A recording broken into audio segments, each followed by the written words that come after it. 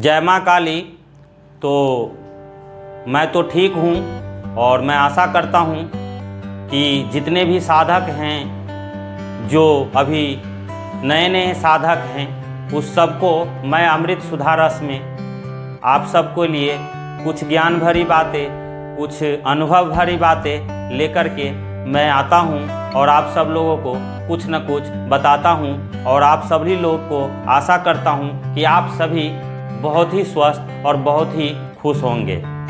इसी के साथ अमृत सुधा रस का आरंभ करते हुए कुछ बातें मैं आप लोगों को जीवन में जो साधक हैं उनको जो बहुत ही उपयोगी है वह बताऊंगा। फिर मैं अपना अनुभव भी आप लोगों से इसी अमृत सुधा रस के माध्यम से बयां करूंगा। कैसे कैसे जीवन में साधना पथ पर कैसे चलना चाहिए और कैसी कैसी बाधाएं हमारे जीवन में और साधना में आता है, यह आपके पास भी आएगा या नहीं भी आ सकता है। लेकिन यह एक जिज्ञासु के लिए सुनने और देखने लायक वीडियो रहेगा, क्योंकि आपके जीवन में भी यह सब बातें होने वाला है।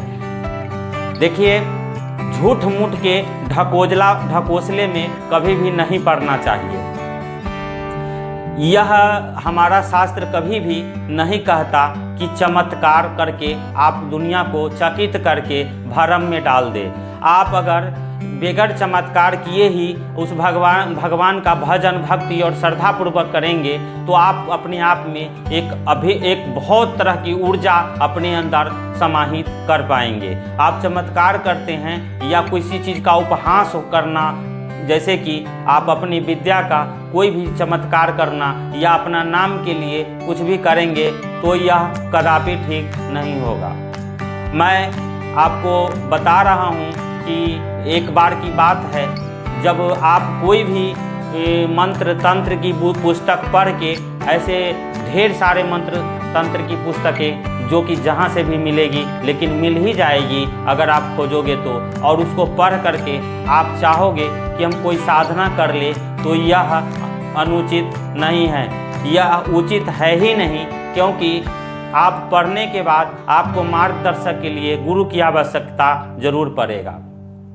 इसलिए कोई तो हो जो उस रास्ते का ज्ञानी हो, जो आपको उस रास्ते के बारे में बताएगा, तो नहीं तो आप अकेला भटकोगे और आपको बहुत सारी कठिनाइयों का सामना करना पड़ सकता है। अगर आप उग्र साधना, जैसे कि उग्र देवी देवताओं का साधना करते हैं, तो भयंकर मतलब आप परेशानी में फंस सकते हो। कई बार आपको देखने को होगा कि जिसका मानसिक संतुलन भी खो जाता है, कई साधकों का मानसिक संतुलन खोते हुए मैंने देखा है। और इस तरह की साधना से हमेशा बच के रहना चाहिए, या अगर आप अपने गुरु के माध्यम से करते हैं तो कहीं कोई दिक्कत आपको नहीं आने वाला है।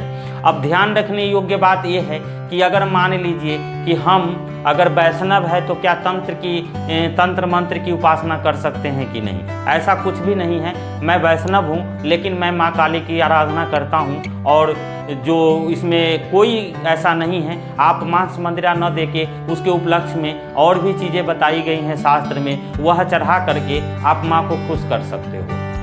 आपको देखना ये है कि जो लोग, अब आप सीधा तंत्र विद्या से तलाक जोड़ देते हो कि भाई ये तो मांसाहारी होंगे, ये मदिरा शराब का सेवन करते होंगे, ऐसा कुछ नहीं। मैं खुद वैष्णव हूँ और मैं माँ काली की आराधना करता हूँ, या 10 महाविद्या में किसी की भी आराधना करता हूँ, या कोई सा भी देवी की आराधना करता हूँ, तो मुझे इस तरह की कोई परेशानी नहीं होता, क्योंकि मैं उस विचारधारा का वामपंथी संप्रदाय से ताल्लुक़ नहीं रखता। मैं अघोरपंथी से नहीं हूँ, लेकिन मैं वैष्णव होते हुए भी आप बहुत शांति से योगाभ्यास के द्वारा भी बहुत सटीकता के साथ माँ की आराधना कर सकते हैं। और शाक्त जो है मंत्र जितने भी हैं वो बहुत ही पावरफुल हैं, और यह बहुत, इनका तो भंडार पड़ा है मंत्रों का।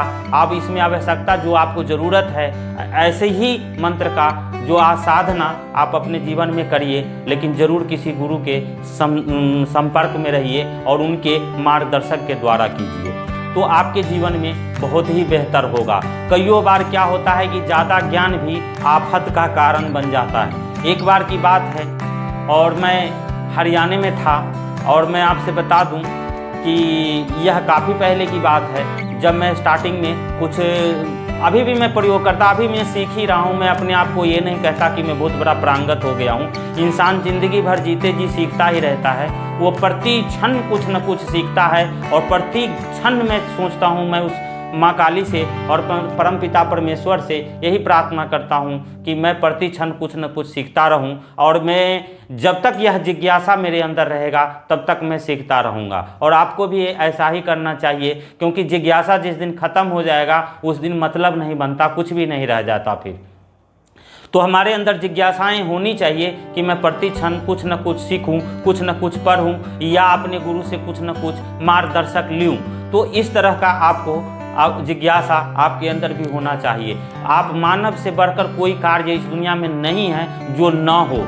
दुनिया का कोई कार्य ऐसा नहीं है जो मानव उसको नहीं कर सकता, और कोई दुनिया का ऐसी साधना नहीं है जो एक साधक नहीं कर सकता, बशर्ते उसमें भी कुछ नियम और शर्तें लागू होता है कि आपका गुरु कैसा है और आपने कैसे गुरु से यह ज्ञान लिया है, या आपको उसकी आवश्यकता है कि नहीं है।